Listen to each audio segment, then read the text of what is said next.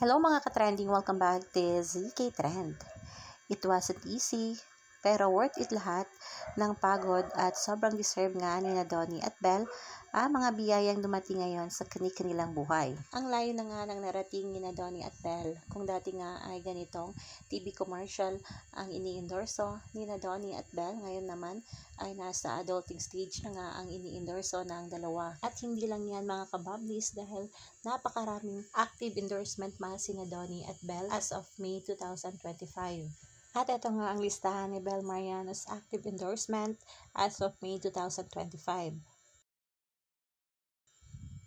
At ito naman ang kay Donnie Pangilinan.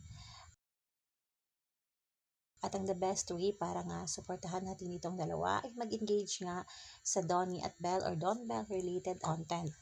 Ayon nga dito sa komento ng isang bula sa X, indeed, they have come a long way. It wasn't easy but it will all be worth it.